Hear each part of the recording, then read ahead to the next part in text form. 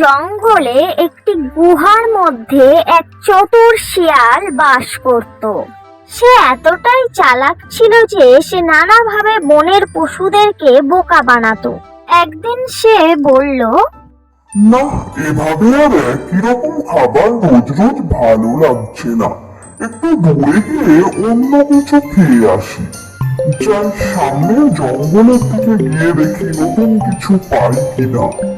একথা বলে শিয়াল জঙ্গলের দিকে গেল। সে গভীর বনের দিকে এগিয়ে গেল এবং খানিকটা যেতেই হঠাৎ তার নজরে কিছু একটা পড়লো যেন। দেখলো গাছে টসটসে পাকা খেজুর ঝুলছে।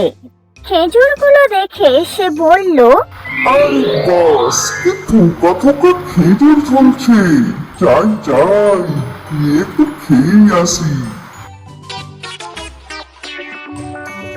একথা বলার পর শিয়ালটি খেজুর গাছটার দিকে এগিয়ে গেল।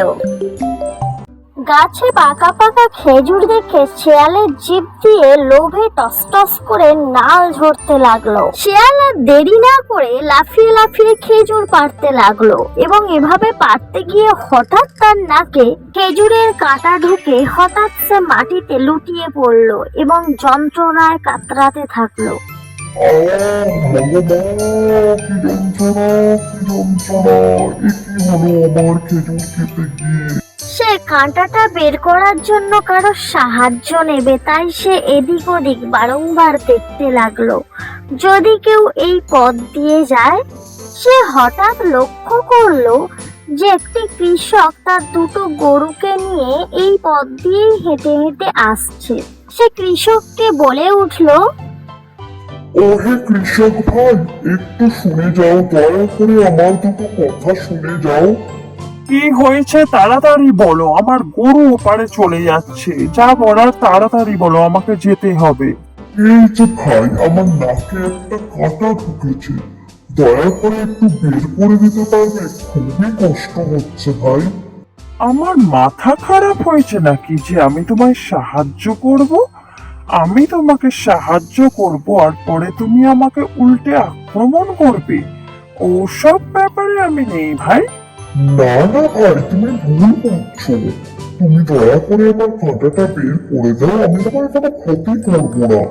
দেখো, আমার অনেক কাজ আছে, তোমার সাথে কথা বলার মতো সময় আমার নেই। তুমি নিজের কাঁটা নিজেই বের করো, ঠিক আছে? আমি চললাম। একথা বলে কৃষক চলে গেল।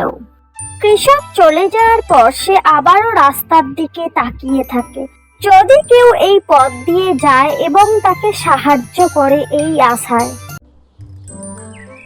কিছুক্ষণ পর একটি বালককে এই পথ দিয়েই যেতে দেখলো সে এবং তাকে সে ডেকে বলল, ওহে ভাই, একটু দাঁড়িয়ে যাও, একটা কথা শোনো। কি হয়েছে তাড়াতাড়ি বলো, আমারও তো দাঁড়াবার মতো সময় নেই।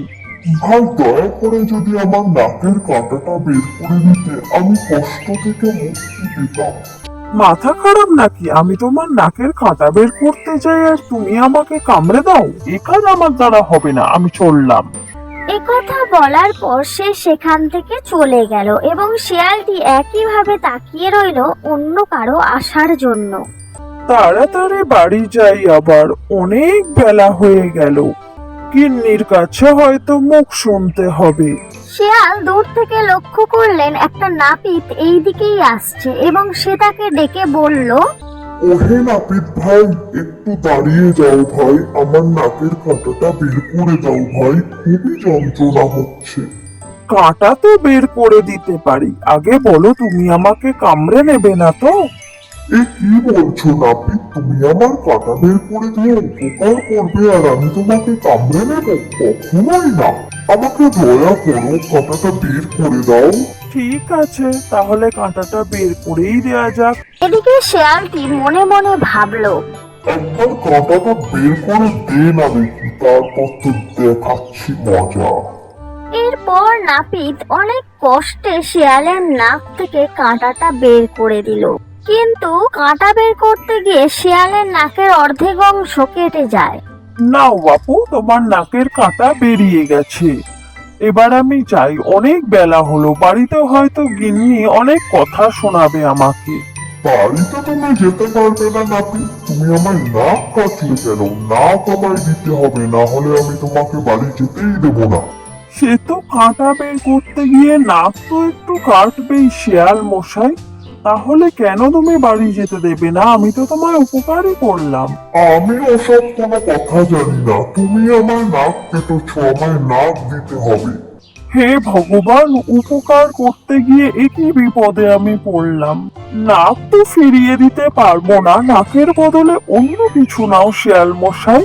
নাকের বদলে অন্য কিছু? ঠিক আছে, তোর হাতের নরমটাই আমাকে দিয়ে দে। আচ্ছা বেশ, এই নরমটাই আপনি রেখে দিন, আর আমাকে দয়া করে যেতে দিন বাড়িতে। এরপর নাপিত নোড়নটা শিয়ালকে দিয়ে সে বাড়ির দিকে চলে গেল। আর এদিকে শিয়াল নোড়ন পেয়ে তো খুবই খুশি। যাক, নাকে কাটাও বের হলো, শান্তি পেলাম এবং নাপিতকে ঠকিয়ে নরম পেলাম। এবার সবাই দেখবে চালাক শিয়ালের বুদ্ধির কামাল।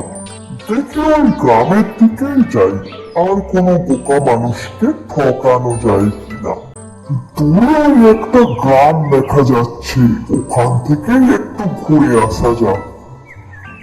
সামনে একটা বাড়ি দেখা যাচ্ছে, মনে হচ্ছে একটা কুমোরের বাড়ি। দেখে যাই ওখানে। ঠিকই দেখেছি, কুমোরেরই বাড়ি। দেখে কুমোর ভাই কি করছে। ও বাবা, এ তো দেখি হাত দিয়ে মাটি খুঁড়ছে কুমোর ভাই। আরে কুমোর ভাই, তুমি হাত দিয়ে দিয়ে ওরকম ভাবে মাটি তুলছো? ওরকম সারাদিন খুঁড়লেও মাটি তোলা শেষ হবে না। কি ব্যাপার শিয়াল ভাই, আপনি এখানে? নিশ্চয়ই মুরগি হাঁসের লোভে গ্রামে এসেছো। এক্ষুনি চলে যাও এখান থেকে, না হলে খুবই খারাপ হবে। না না কুমার ভাই, আমি তোমার হাঁস মুরগি খেতে আসিনি, আমি বরঞ্চ তোমাকে সাহায্য করতে এসেছি। চালাকি করার জায়গা পাও না, শেয়াল হয়ে আবার আমায় সাহায্য করবে? শুনি কি সাহায্য করতে চাও? তুমি যে হাত দিয়ে এত কষ্ট করে মাটি খুঁড়ছো, সেটা দেখে আমার এই নরমটা দিয়ে তোমাকে সাহায্য করতে এলাম কুমোর ভাই। না না, ওসব নরন টরন আমি চাই না। লাস্টে ভেঙে গেলে কোথায় ক্ষতিপূরণ দিতে হবে। তুমি যাও এখান থেকে, আমাকে আমার কাজ করতে দাও। আরে ভেঙে গেলে তাতে কি হয়েছে? আমি এই শিয়াল টিয়াল মানুষ, নরম নিয়ে কি করবো? এটা তুমি নাও, তোমার কাজে লাগবে।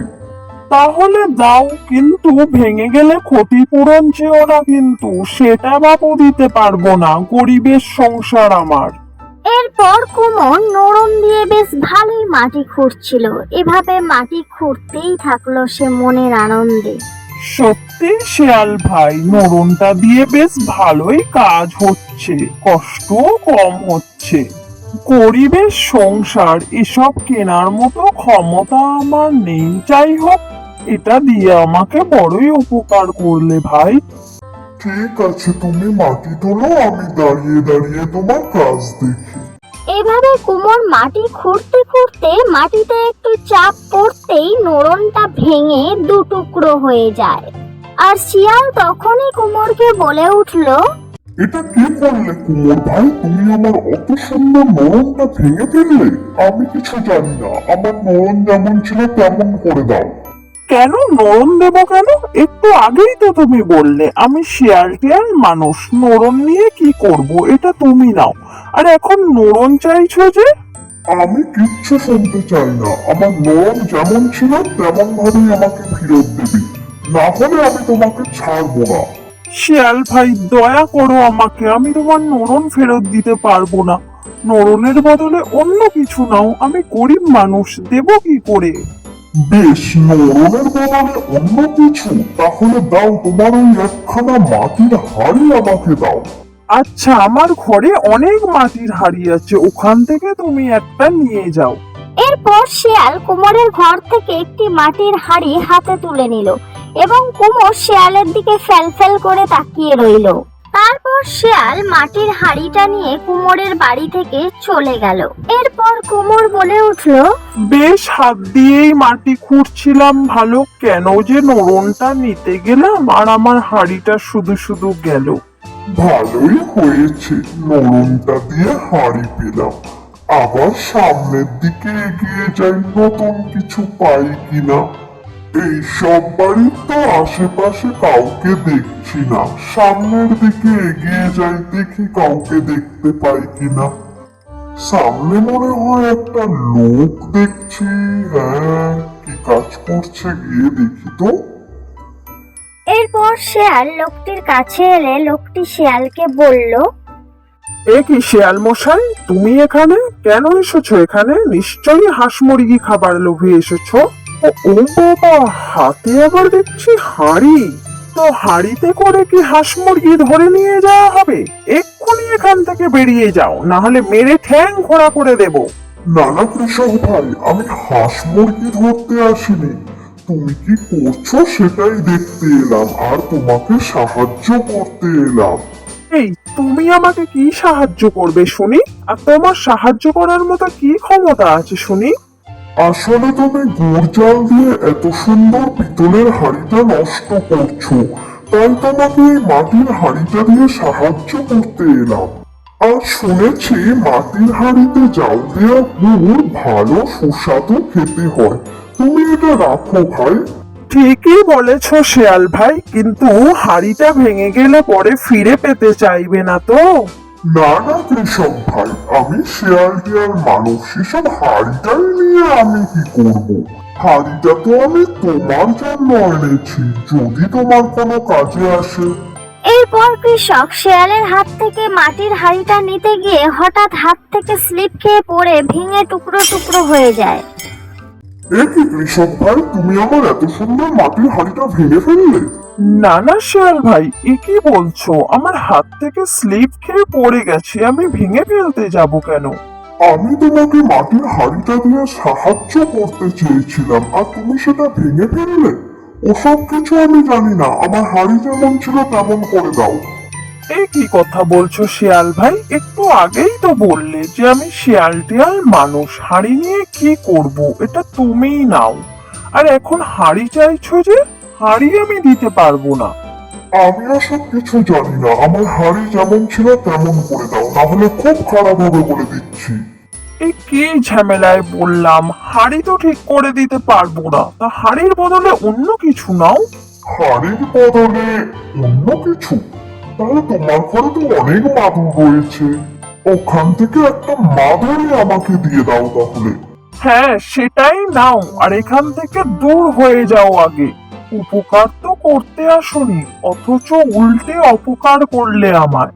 এরপর শিয়াল সেখান থেকে একটি মাদুর নিয়ে কৃষকের বাড়ি থেকে মনের আনন্দে চলে গেল। কেন যে মাটির হাঁড়িটা নিতে গেলাম, এই মাটির হাঁড়ির বদলে আমার একটা মাদুরই চলে গেল। কাজে ধূর্ত শেয়াল। বেশ ভালোই হয়েছে, মাটির হাড়িটা দিয়ে মাদুরটা পেলাম। যাই সামনের দিকে এগিয়ে যাই, আরো নতুন কিছু পাই কিনা।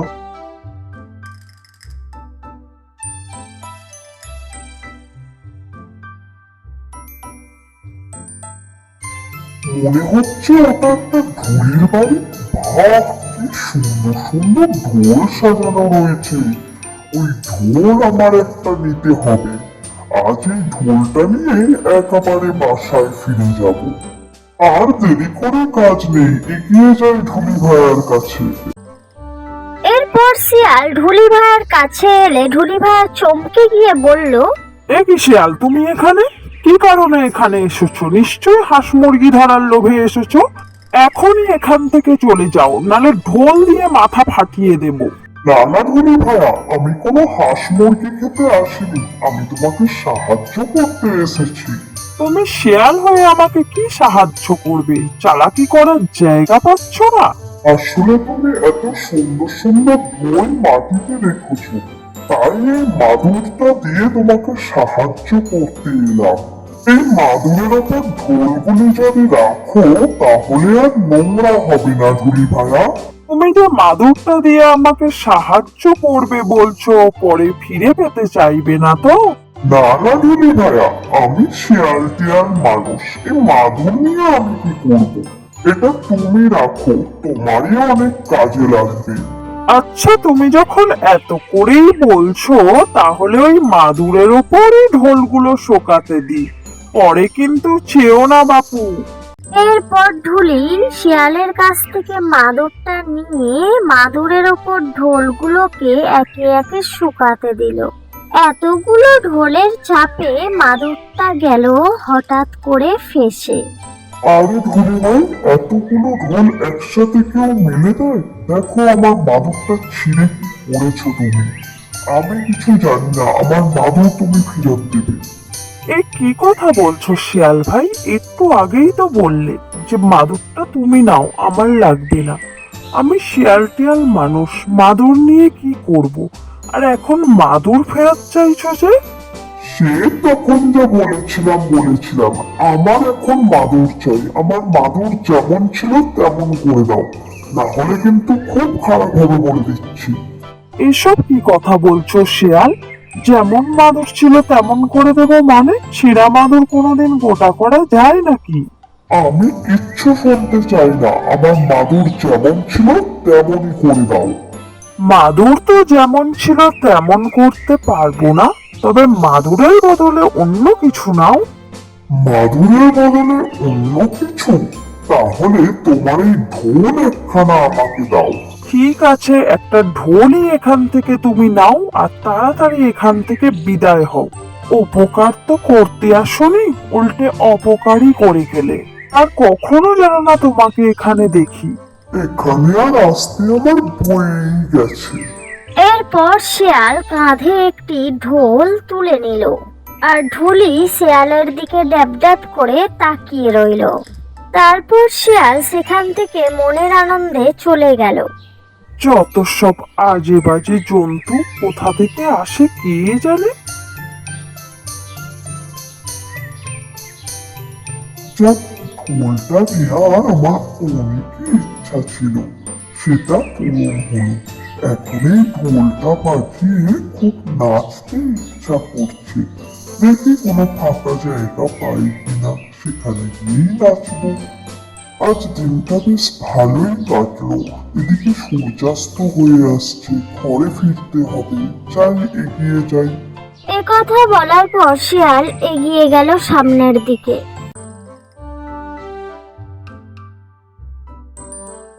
বাহ, এত সুন্দর ফাঁকা জায়গা, এখানেই একটু ঢোল বাজিয়ে নেচে নে। নাক দিয়ে নসন নিলাম, নসন দিয়ে হাড়ি নিলাম, হাড়ি দিয়ে মাদুর নিলাম, মাদুর দিয়ে ঢোল নিলাম। তাক ডুমা ডুম ডুম, তাক ডুমা ডুম ডুম, তাক ডুমা ডুম ডুম, তাক ডুমা ডুম ডুম। এভাবেই শিয়াল মনের আনন্দে নাচতে থাকলো আর গান গাইতে থাকলো। তারপর ঢোল নিয়ে মনের আনন্দে বাড়ি ফিরে গেল।